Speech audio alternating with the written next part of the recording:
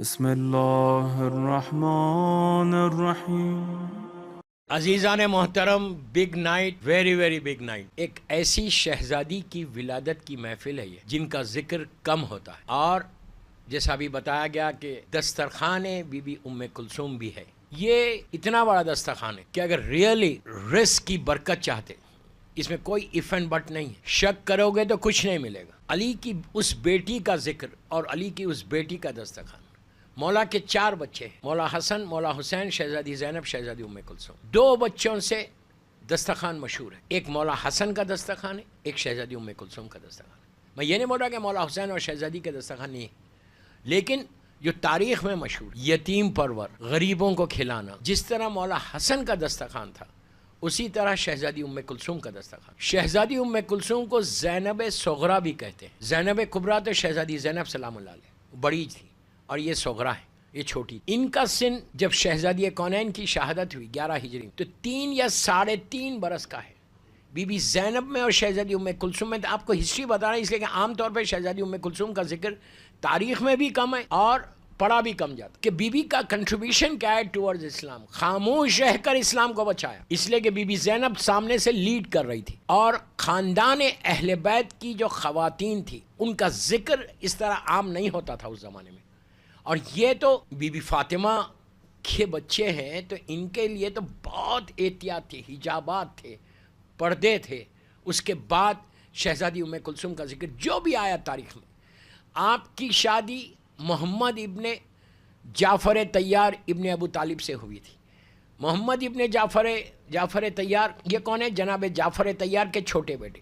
2 بھائیوں سے 2 بہنوں کی شادی تھی۔ عبداللہ ابن جعفر طیار ابن ابو طالب سے شہزادی زینب کی ہوئی۔ ان کے چھوٹے بھائی محمد ابن جعفر طیار ابن ابو طالب سے شہزادی ام کلثوم کی شادی ہوئی۔ آپ کے پاس بچے نہیں تھے، اولاد، آپ کی اولاد تاریخ میں نہیں ملتی۔ دوسری چیز، آپ کی زندگی میں آپ کے شوہر محمد ابن جعفر طیار کا انتقال ہو گیا تھا۔ تو بعض روایتوں میں یہ ہے کہ کربلا جب آپ آئی تھی تو بیوہ تھی، اور پوری زندگی انہوں نے گزاری اسی طرح۔ بچے بھی نہیں تھے، تو انہوں نے اون محمد کو اپنے بچوں کی طرح پالا ہے۔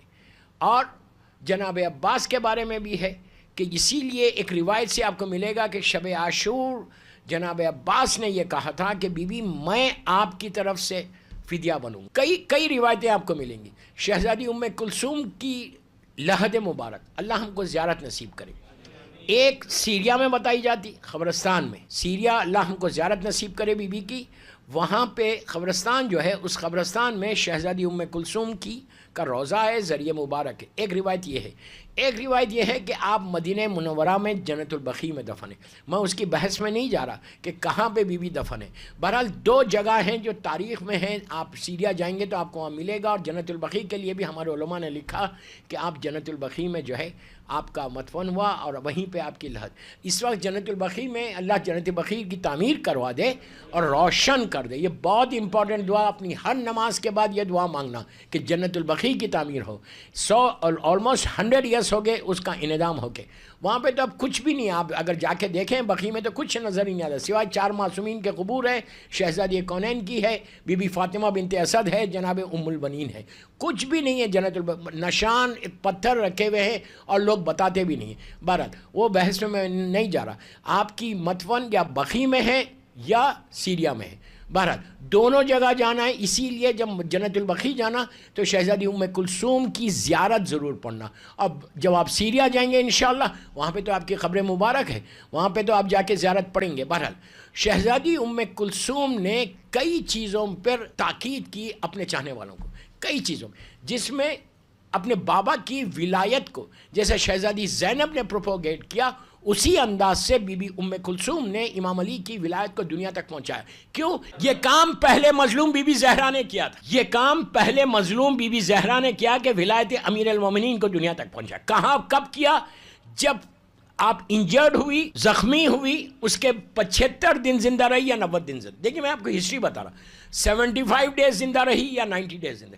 یہ 75 دن میں رسول کی بیٹی گھر میں بیٹھی نہیں رہی، بلکہ مدینے کے ایک گھر میں جا کے امیر المومنین کی ولایت کو پیش کیا۔ تو یہ سنت بنی ہمارے لیے بھی کہ ولایت امیر المومنین کو پروپوگیٹ کرنا، یہ سیرت فاطمہ ہے۔ اور بیوی کے بعد یہ عمل شہزادی زینب نے بھی کیا اور شہزادی ام کلثوم نے بھی کیا. شہزادی ام کلثوم کا ایک عجیب جملہ ہے. آپ کہتی ہیں کہ بابا کی محبت میں تم کو یقین عطا ہوگا. نہیں سمجھے آپ دوستو؟ رات بھر آپ عبادت کرو اور یقینی نہیں ہو تو فائدہ کیا ہے؟ اس سے بہتر یہ ہے کہ 2 سجدے کرو یقین کے ساتھ اور رات میں سو جاؤ. یقین، بیلیو اسٹرانگ کرنا ہمیشہ. جب تک یقین نہیں آئے گا نا کچھ نہیں ملنے والا ہے. ہر عبادت میں کہا گیا یقین. اور ہم اس علی کے ماننے والے کہ جس نے یہ کہا کہ میرے سامنے سے حجابات ہٹ بھی جائیں تو میرے یقین میں کمی نہیں ہوگی. اور یقین اس وقت آتا جب تمہارے شکم میں حلال رزق پہنچے. میرا مطلب یہ نہیں ہے کہ خدا نہ خاصہ کسی کا رزق حرام ہے. میں جنرل میسج دے رہا کہ رزق حلال ہوگا. Always always you will get close to امیر المومنین. یہی بات مولا حسین نے روز عاشور بھی کہا تھا کہ تمہارے پیٹوں میں حرام بھرا ہوا ہے اس لیے میری بات کا اثر نہیں ہوگا. تو میں پورا یوتھ ہے میرے سامنے. میں تم کو زندگی گزارنا ہے، ملیشیا میں گزارنا ہے یا ڈفرینٹ جگہوں پہ گزارنا ہے. Always you have to think. تمہارے بیک آف یور مائنڈ تمہارا یہ رہنا کہ میرا رزق اتنا حلال ہو کہ حلال ہوگا تو صحیح معنی میں تم کو جشن کا بھی مزہ آئے گا، مجلس کا بھی لطف آئے گا. جتنا حلال کھاتے جاؤ اور خود بھی کھاؤ، اپنی اولاد کو بھی حلال کھلاؤ. اس لیے کہ اولاد کا پروٹیکشن تمہاری ذمہ داری ہے. صلوات پڑھ لیں محمد و آل محمد.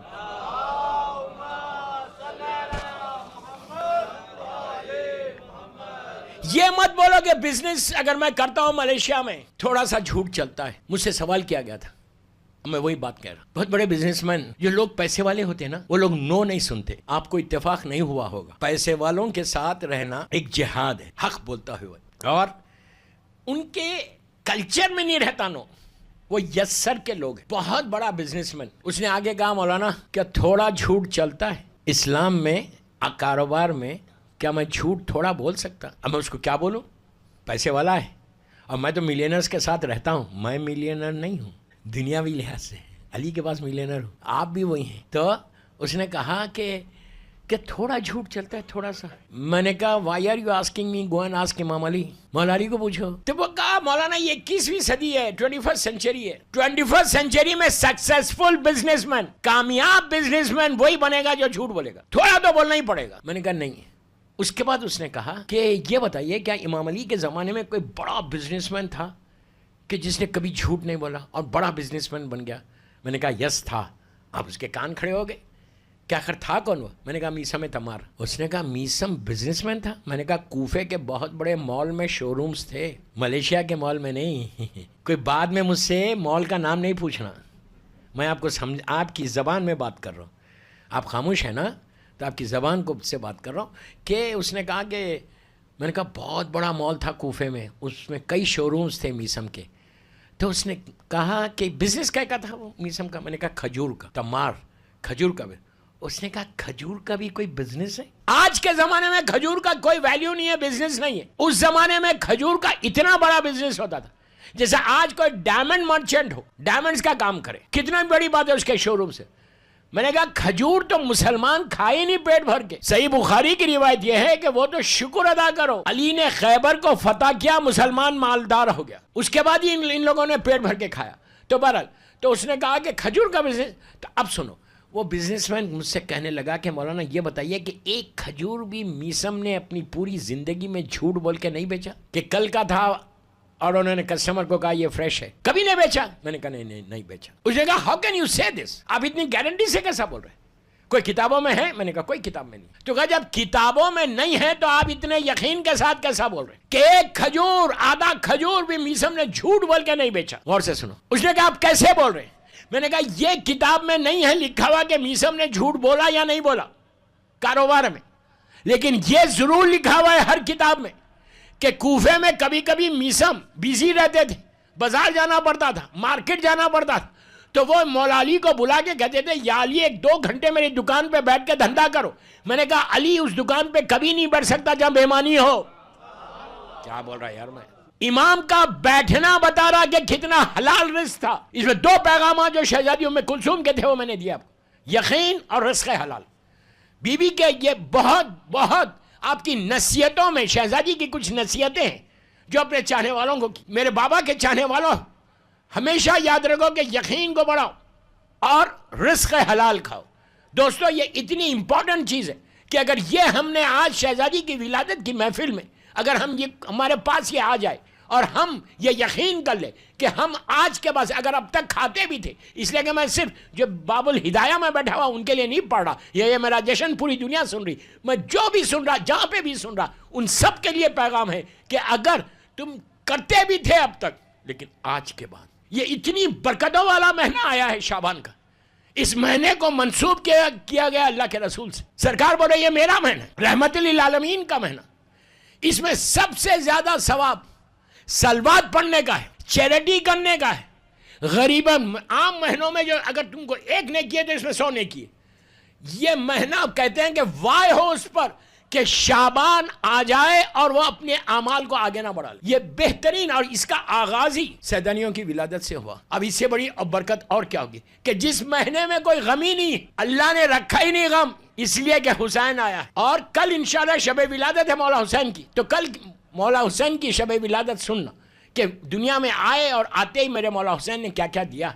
تو بہرحال تو کوشش یہ کرو کہ اس مہینے کو اویل کرو، اس مہینے کو حاصل کرو، خالی ڈم بن کر زندگی مت گزارو، بلکہ اس مہینے کی جو برکتیں، رحمتیں، نعمتیں اللہ نازل کرنا چاہ رہا، پھر بعد میں نہیں بولنا کہ پروردگار میری دعا قبول نہیں ہو رہی، پروردگار میرے پریشانیوں میں ہے۔ یہ مہینہ تمہاری پریشانیوں کے جانے کا ہے۔ روزانہ کم از کم 18 مرتبہ صلوات پڑھ کے یہ معصومین کو ہدیہ کرو، شہزادی زینب، شہزادی ام کلثوم سے لے کے مولا حسین، مولا عباس، چوتھے امام، شہزادی علی اکبر، شہزادی قاسم، یہ پورا۔ اور پھر اس مہینے میں 15 شعبان جو آئے گی، یہ 15 شعبان یہ وہ موقع ملے تو تم کربلا کی زیارت، اگر کربلا مولا کی زیارت کو نہیں جا رہے تو اپنے یہیں ملیشیا میں اپنے گھروں میں 14 شعبان کی رات، یہ عجیب روایت ہے چھٹے امام کی، عجیب روایت ہے چھٹے امام کہتے چاہنے والوں کو کہ کیا تم 1,24,000 نبیوں سے مصافحہ کرو گے؟ کتنی بڑی بات ہے، 1,24,000، جس میں کہا اول آدم ہے آخر میرے جد ہیں۔ تو راوی نے کہا مولا وہ سب تو ختم ہو گئے، کئی سو برس ہو گئے، ہزاروں برس ہو گئے، کیسے مصافحہ کریں؟ کہا اگر کوئی 14 شعبان کی رات کربلا مولا جائے میرے جد کی زیارت کرے، اس لیے کہ یہ سارے نبی پہلے آدم آخری رسول سب حسین ابن علی کی زیارت کو آتے، اور زیارت کو آ کے جو زیارت میں رہتا ہے، جو زائرین رہتے ہیں ان سے ہاتھ ملاتے۔ آپ امیجن کرو 1,24,000 نبیوں سے شیکین کا کرنا، اس سے بڑی بات کیا ہے کہ ایک لمحے میں تمہاری جسم کے ساری چیزیں ختم ہو جائیں۔ راوی نے کہا مولا اگر کوئی نہیں گیا وہ کیا کرے؟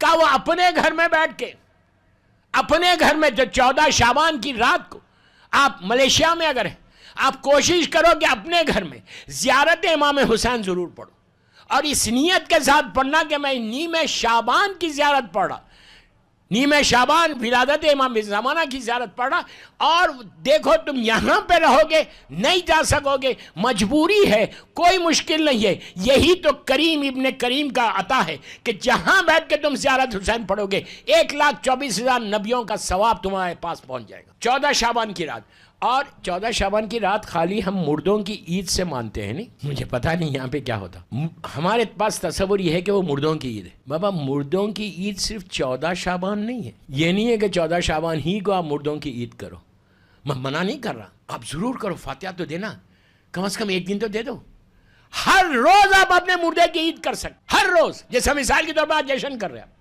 بی بی ام کلثوم کا واسطہ دے کے اگر آپ دعا کر رہے ہیں تو آج مردوں کی عید ہے، تمہارے باپ، تمہارے ماں، تمہارے بھائی، تمہاری بہن کی عید ہے آج، ہر روز عید کرو۔ اپنی 14 شعبان کو ایک سال میں مدغاسکر میں تھا، وہاں پہ پورا قبرستان کو روشن کر دیا لائٹس لگا کے، ہر رشتہ دار اپنے باپ کی، ماں کی، بھائی کی، بہن کی لحد پہ پورے لائٹس لگے۔ میں خلاف نہیں ہوں، لائٹ ضرور لگاؤ، بالکل خلاف نہیں، کینڈلز سے سجا رہے، پورے نے فلاور بیڈ بنا دیا، فلاور بیڈ، کوئی بری بات ہے، حرام نہیں ہے، اب ضرور کرے، لیکن جو لائٹس تم نے اوپر لگائی، مردے کو نیچے پتا بھی نہیں چلتا کہ اوپر لائٹ لگی ہوئی ہے، کوئی کام ایسا کرو کہ یہ ساری روشنی نیچے چلی جائے۔ You understand what I said؟ اس دن کوئی کام ہے، مثال کے طور پہ اپنے باپ کی لحد پہ جا کے 14 شعبان کو سجا دیا لائٹ سے، کوئی بری بات نہیں ہے، وہاں کھڑے رہ کے اگر تم زیارت پڑھو اور زیارت پڑھ کے بولو کہ آج 14 شعبان کی رات ہے، میں امام حسین کی زیارت پڑھ رہا اور میرا باپ جب تک زندہ تھا پڑھتا تھا، آج میں یہ زیارت مولا حسین اپنے باپ کی نیابت میں پڑھ رہا، تو پھر نیچے روشنی جائے، پھر نیچے لائٹ جائے. دوستو کام کرو ایسا کہ تمہاری وجہ سے دوسروں کو فائدہ ہو. یہ سیرت اہل بیت ہے کہ تم اپنے کوئی ایسے کام کرتے رہو کہ جس سے تمہارے رشتہ داروں کو، مومنین کو، مومنات کو، انسانیت کے لیے کام کرو. یہ پیغام ہے. اس لیے کہ مولا حسین کو ہم کہتے ہیں کہ سیویئر آف ہیومینٹی ہے، انسانیت کا بچانے والا. حسین نے ایک انسان کو نہیں بچایا، انسانیت کو بچا لیا. چلو پڑھ لے محمد والے محمد پر.